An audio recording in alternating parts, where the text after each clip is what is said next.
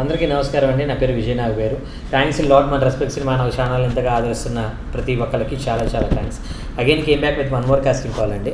ఈ audition call అనేది నాకు చాలా రోజులైందండి వచ్చి. బట్ నేనేమంటాను అంటే, నేను ఆల్రెడీ మీకు సూర్య గారి వీడియోలో చెప్పినట్లు ఈ వీడియోలో కూడా నేను అదే చెప్తాను. నాకేమనిపిస్తుంది అంటే, ఇప్పుడు తమిళనాడు నుండి మనకు ఒక ఆడిషన్ కాల్ వచ్చింది. వాళ్ళు ఆడిషన్కి తమిళనాడు పిలిచారు, మెడ్రాస్ పిలిచారు.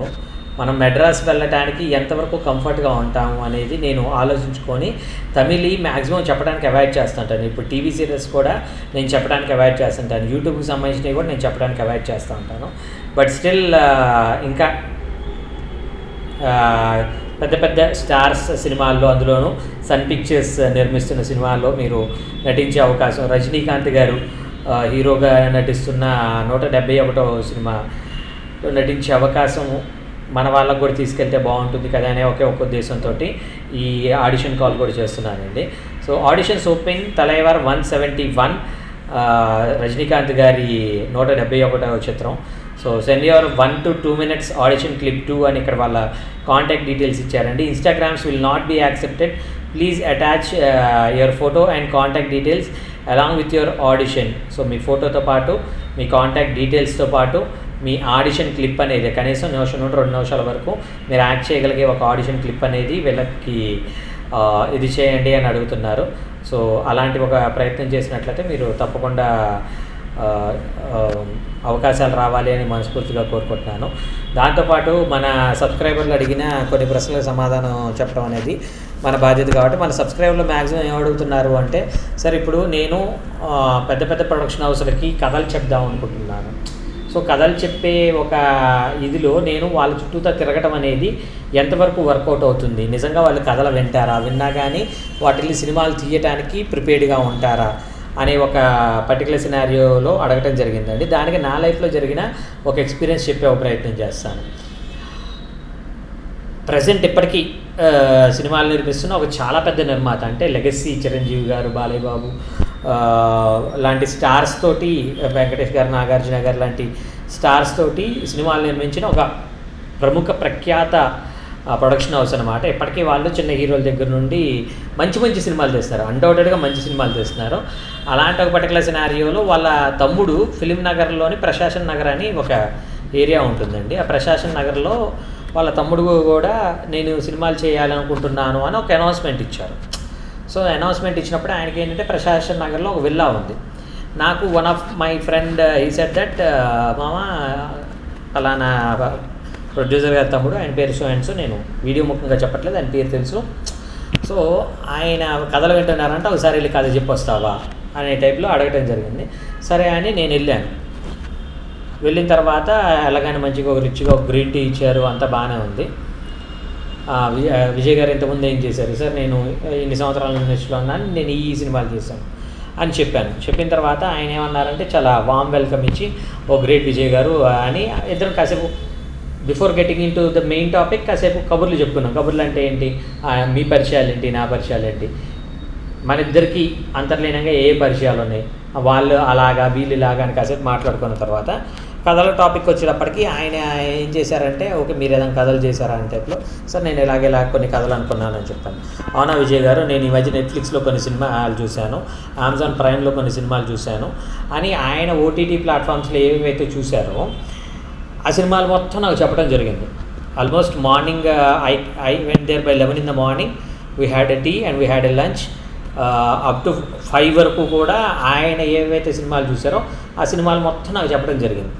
ఆ తర్వాత ఓకే సార్, వీటిల్లో మన అందరం కలుపుకొని వీటన్నిటిని క్లబ్గా చేసి ఒక సినిమా చేద్దాం అనుకుంటున్నారా, లేదంటే ఒకదాన్నే పట్టుకొని దాన్ని ఏదైనా సినిమా చేద్దాం అనుకుంటున్నారా అని అడగటం జరిగింది. ఆయన చేద్దాం విజయ్ గారు, మన ఇద్దరం కలిసి ట్రావెల్ అవుదాం, నాకు మీరు బాగా నచ్చారు, ట్రావెల్ అవుదాం అనే టైప్లో చెప్పడం జరిగింది. సో దానికి సరే సార్ చేద్దాం అని అన్నాను నేను. Next day I got a call from respective producer. నాకు సమ్వేర్ అబౌట్ 8-8:30 కల్లా కాల్ చేశారు. విజయ్ గారు ఈరోజు మనం 10 కల్లా కలుద్దాం సార్ అన్నారు. దానికి నేను అన్నది ఏంటి అంటే, సార్ ఓకే కలుద్దాం, కాకపోతే నాకు మీ దగ్గరకు రావడానికి ఒక రీజన్ చెప్పండి. అంటే మనం ఈ సినిమా చేస్తున్నామని ఒక క్లారిటీ వచ్చినట్లయితే ఐఎమ్ రెడీ టు కమ్. రోజు మీ దగ్గరకు వచ్చి మీరు చెప్పే ఇదంతా కూడా నేను తీసుకోవడానికి ప్రిపేర్డ్గా లేను కదా.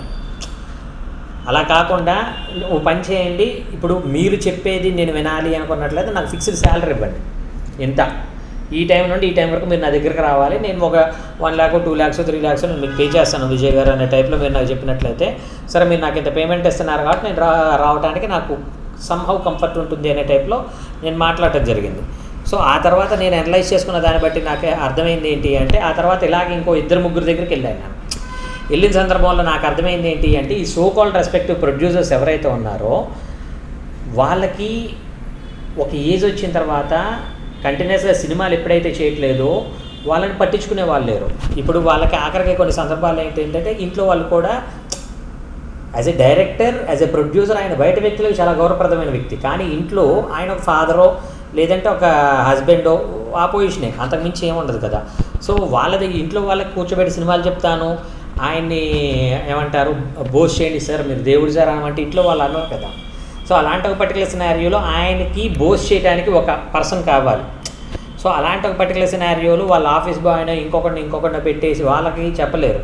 సో వాళ్ళు ఏమనుకుంటున్నారంటే ఒక ఆఫీస్ ఓపెన్ చేసేసి వీళ్ళకి రెంట్లు కావచ్చు, లేదంటే డిఫరెంట్ సినారియోస్ నుండి వీళ్ళకి నెల అయ్యేటప్పటికి ఓ 10 నుండి 15 లక్షలు వస్తూ ఉంటాయి. ఆ 15 లక్షల్లో ఒక 10 లక్షలు ఇంటికి ఇచ్చినా కూడా 5 లక్షలు వాళ్ళ మెయింటెనెన్స్కి పెట్టేసుకొని వాళ్ళు ఏం చేస్తున్నారు అంటే ఇలాగ టైంపాస్ చేస్తూ ఉన్నారు అనమాట. అంటే సార్ నమస్తే సార్, మీలాంటి వాళ్ళతో పనిచేయడం నా అదృష్టం సార్ అనే టైప్లో వాళ్ళు టైంపాస్ చేస్తూ ఉన్నారు. వీళ్ళకి అది టైంపాస్, కానీ అవతల వాడికి అది టైం వేస్ట్. ఇప్పుడు ఎవడైతే డైరెక్టర్గా సక్సెస్లోకి వెళ్ళాలి అనుకుంటున్నాడో, డైరెక్టర్గా నెక్స్ట్ లెవెల్లోకి వెళ్ళాలి అనుకుంటున్నాడో వాళ్ళందరికీ అది టైం వేస్ట్. ఎందుకంటే వాడు 1 year 2 years టైం పీరియడ్ వాళ్ళ అమ్మ నాన్నకి చెప్పేసి రావచ్చు.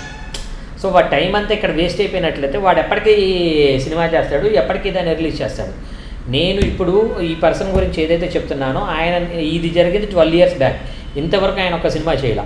ఇలాంటి వాళ్ళు నాకు 4-5 ఉన్నారు. ఇంకా పచ్చిగా చెప్పాలి అంటే నాకు ఇక్కడ పంజాగుట్టలో ఒక రెస్పెక్టివ్ సార్ ఉన్నారు, ఆయన ప్రొడ్యూసరు. ఆయన నాకు ఓపెన్ ఆఫర్ ఏమి ఇచ్చారు అంటే, విజయ్ గారు నాకు ఈ పంజాగుట్టలోనే 5-6 అపార్ట్మెంట్లు ఉన్నాయి, 5-6 అపార్ట్మెంట్ల మీద నాకు నెల అయ్యేటప్పటికి ఇంట్లో ఫ్యామిలీకి ఇచ్చేగా నాకు ఒక 5 లక్షలు మిగులుతాయి. సో ఈ 5 లక్షలతోటి మనం ఒక రోజు షూట్ పెట్టుకుంటాం, 2 రోజులు షూట్ పెట్టుకుంటామా, షూట్ పెట్టుకోండి మీరు, అలాగే మనం ఒక సినిమా ఫినిష్ చేద్దాం అనే టైప్లో ఒక ఆయన ఓపెన్ ఆఫర్ అవ్వడం జరిగింది. దానికి నేనేం చెప్పానంటే, సార్ నాకు అంత పేషెన్స్ లేదు, పైగా మీరు ఇలా మాట్లాడితే నా దృష్టిలో మీరు చాలా చీప్ అయిపోతారు సార్, ఓ పని చేయండి మీరు ఏం చేస్తారు అంటే, ఒక 10 నెలల అమౌంట్ ఏదైతే ఉందో 50,000ని మీరు 50 lakhs మీరు ఒక పక్కకు పెట్టండి, అప్పుడు నాకు కాల్ చేయండి, నేను 10 months తర్వాత వస్తాను. వచ్చిన తర్వాత మనం ప్రీ ప్రొడక్షన్ వర్క్ చేసుకొని ఆ తర్వాత మనం ఏమంటారు సెట్లోకి వెళ్ళి ఆ తర్వాత పోస్ట్ ప్రొడక్షన్ చేసుకొని ఒక సినిమా అనేది ఇది తెచ్చుకున్న తర్వాత మనం సినిమా చేసేలోపు ఇంకొక 4 నెలలు డబ్బులు వచ్చేస్తాయి కాబట్టి ఇంకో 20 లక్షలు పెట్టి మనం పబ్లిసిటీ చేసి రిలీజ్ చేస్తాం సార్, ఈ ప్యాటర్న్లో వెళ్తే బెటర్ ఉంటుంది అనేది నేను చెప్పాను. ఇప్పుడు నేనంటే బకరా అవ్వలేదు కాబట్టి ఆయన ఇంకొక ఎవడైతే బకరా ఉన్నాడో వాడికి సేమ్ చెప్పేసి వాళ్ళతో ఆయన టైంపాస్ చేసుకుంటూ ఉన్నాడు. సో నేను మీకు ఇది ఎందుకు చెప్తున్నాను అంటే, మీరు ఏదైతే ఇక్కడ అద్భుతం చేద్దాం అద్భుతం చేయాలి అనుకుంటానికి వస్తూ ఉన్నారో మిమ్మల్ని ఆపడానికి చాలా శక్తులు అనేవి ప్రయత్నిస్తూ ఉంటాయి. వాళ్ళ టైంపాస్ కోసం మీ టైంని వేస్ట్ చేసేవాళ్ళు చాలామంది ఉంటారు. వాళ్ళు పెద్దోళ్ళు కావచ్చు, అసలు అద్భుతమైన సినిమాలు చేసి ఉండొచ్చు, కానీ ఇప్పుడు సినిమాలు చేస్తున్నారా లేదా అనేది చూసుకోవడం మీ బాధ్యత. అసలు వాళ్ళు సినిమా చేస్తారా లేదా అనేది ఐడెంటిఫై చేయడం అనేది బాధ్యత.